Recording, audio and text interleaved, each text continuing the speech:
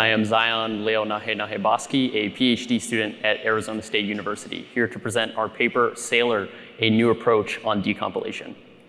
As many of us know here, software rules the world, from drones in the sky to our own households and our favorite computers. Software is running it all. But a special type of software runs many of these, compiled programs, also known as binaries. And these binaries are notoriously hard to understand, and I think that's a problem for most of us in security when we want to know if there are bugs in programs, if it's malware, or just generally, what is our programs doing? And these binaries, they don't come from the void. They're not from a mythical place of no understanding, right? They come from source code, and this source code is compiled with compilers we all know and love. And when someone wants to get to that source or get something very close to it, they use a decompiler. But if you're anyone who's used a decompiler in recent years, you know that that decompilation does not look like the source code, right? Even in this simple program, just 6 lines of C, our decompilation does not look like our program. There's gotos, there's crazy stuff all over the place, and it doesn't look like what we expect it to look like, right? And this has been a fundamental problem with decompilation for over 30 years. 30 years of decompilation research has still resulted in this isolation of decompilation, where we have focused on software engineering metrics to try and make this code look less complex. We've kind of accepted that decompilation will always look bad, and we just kind of have to mitigate those problems with what software engineering has described as good. But what I'm here to say is that decompilers are decompilation. They go reverse. They should undo the compilation process. And that to do a good decompiler, you need to do more than just decompilation and doing software engineering techniques, but you must understand compilation. As we all know, compilation is not some black box thing where source goes in and binaries come out. There are intermediate steps where things really do happen. Take this giant blob of GCC here. Right? We all know about code optimizations, right? Optimizations that's happening to our code as it's compiled. But what you might not realize is that there are 2 types of optimizations generally in these compilers. These generic code optimizations and these machine code optimizations. And code optimizations are interesting because they're much like a normal person optimizing your code if I were to take it and rewrite it myself. In this instance, you can look at this optimized code in the middle. It's very similar to what I showed you of what decompilers make, right? There's a goto here and everything. This specific optimization is called jump threading. You'll notice that that A and B condition overlaps with the B condition below it, causing a goto to avoid conditions.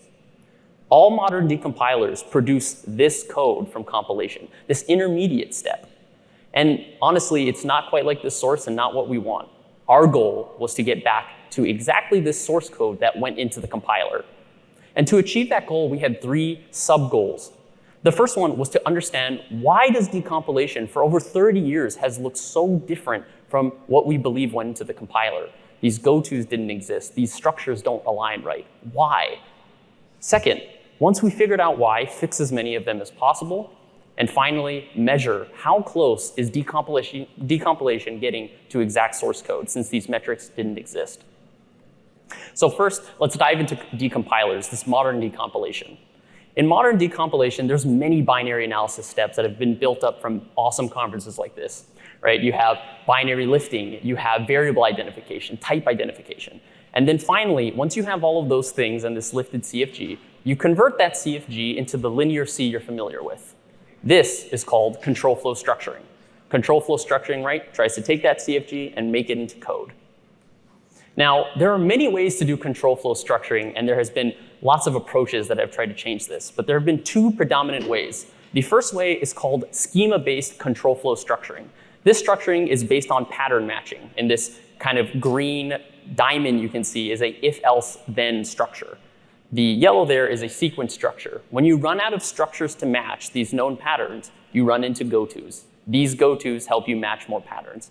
Right, so you can see that goto there. Anytime you've witnessed this goto in your decompiler, in Ghidra, in IDA, in Binary Ninja, these are all schema-based decompilers, and that goto is a sign of structuring failure. On the other end of the spectrum, to optimize for software engineering metrics like no gotos, decompilers have come out to have goto-less structuring algorithms. These ones do not focus on pattern matching or schema matching. They do something either like code duplication or Boolean duplication. Like in this case, they only use Booleans to figure out how to scope every single section of code. Now, between these two, it's actually quite hard to tell which one is doing a better job. So let's look at some source code. This source code is a motivating example based on the Linux kernel job scheduler. There is a goto in it. Here is Hexrays, a schema-based decompiler, and also known as the industry standard in decompilation. And finally, here is Dream, the academic standard for gotoless decompilation. Now, looking at these kind of squinting, you can already tell they're all different, right? They're all fairly different. But there's some more technical differences if we go a little bit deeper into this. First, notice in Hexrays, there's an extra goto there, a goto that didn't exist in the source code, again, only in this small program. We call these gotos spurious gotos, and these are a sign that schema-based structuring has failed. Now, although Dream had absolutely no gotos, no so-called structuring failures, there are many more booleans in this code. You'll notice the refresh jobs call had no booleans before, but now it does. Additionally, there are redundant ones below it. And this is a sign, right, that Dream may not be the optimal solution here. Now, you might have thought this was a typo, but between the two decompilations and the source, there are actually more calls to the refresh jobs function. And finally, this is kind of a bird's eye view of all of this, is if you were to take that code and you were to turn it into a control flow graph, so not the control flow graph of the assembly, but the actual code flow, you would see that there are more nodes and edges in both the Dream and the Hexrays output than there was in the source code. What this indicates is that the general structure of this code is different from the source. Many ways to see, there's generally these structuring failures. So you might be wondering now, how's that possible? How are there more calls? How are there so many failures in this structuring? What's going on? And we've kind of already hinted at it. That compilers are more than just a black box. And to move forward in this, we need to understand them deeply, not just their outputs and some of their inputs. So what we alluded to earlier was that there are two types of optimizations, these code optimizations and these machine code optimizations. You're likely very familiar with machine code optimizations, but these code optimizations are more like editing the source. You'll notice that there's a goto there, right? This goto would normally be a sign of structuring failure. This is actually an artifact left behind by specific optimizations, letting you know that that optimization has occurred, right?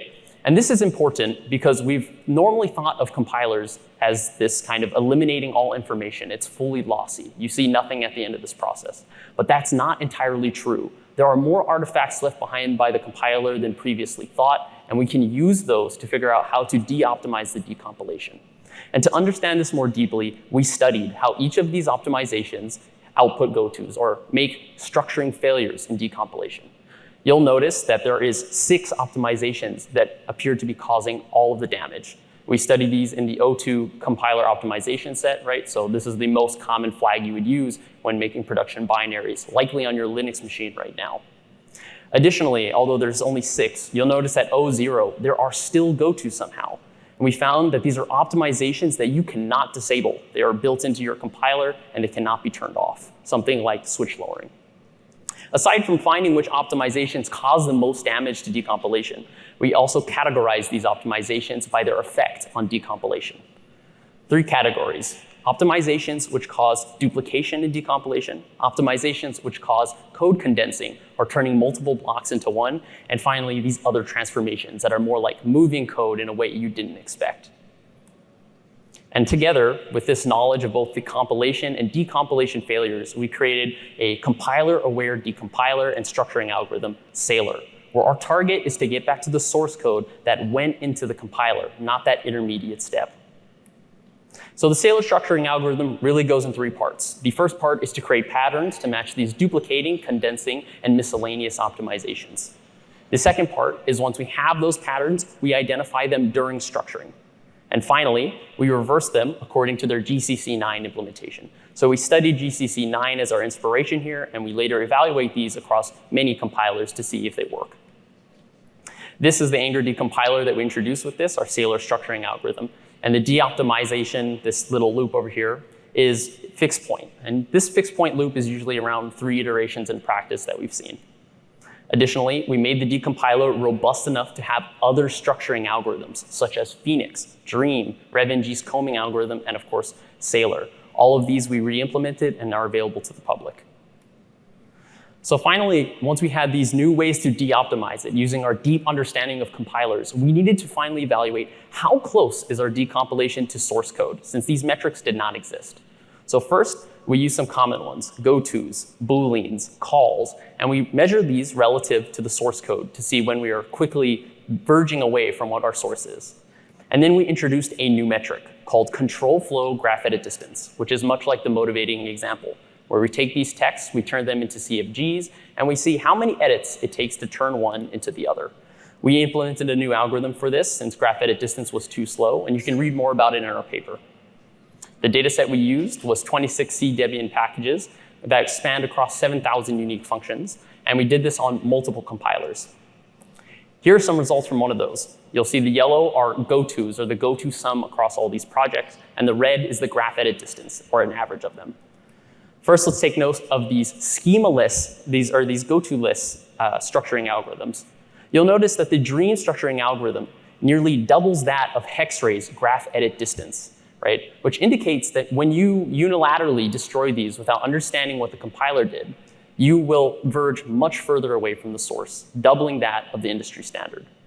Next, in these schema-based decompilers like Hexrays, Ghidra, and Phoenix, you'll notice that there are actually different ways to reduce gotos without significantly impacting your graph edit distance. Hexrays and Phoenix have a relatively close graph edit distance from the source, but their gotos are significantly different. Finally, in our approach SAILR, we try to get the middle ground of both of these. We keep our graph edit distance similar to IDA Pro, the industry standard, while reducing gotos by nearly a factor of 3. And this indicates that there are ways to reduce these structuring failures without significantly diverging from source code. Now, this may be hard to understand what it looks like in practice, so here are some quick examples. In the motivating example, right, Hexrays can't match this. SAILR can match all the booleans, the calls, the structure perfectly. In cases where Hexrays expands the code due to gotos and different optimizations that they're not aware of, we can condense these and make it look much closer to source. And finally, I feel many of people have probably seen this in a Hexrays before, this giant section of if-else trees. SAILR can reduce this back to its original form, which was a switch. This comes with some final takeaways. First, compilers play this central role in decompilation. For 30 years, we've ignored the deepness of these compilers, and we've instead tried to optimize metrics which have pushed us away from understanding why binaries look bad, and we need to understand them. Second, decompilers should try to reduce these structure failures without verging too far away from the source. Third, that one way to get much closer to the source exactness is to de-optimize these optimizations. And finally, since compilers often implement these the same, these de-optimizations, these things you learn in one compiler are often transferable across many. Thank you so much for listening to this talk. Everything is open source, and I encourage you to try our decompiler. Thank you.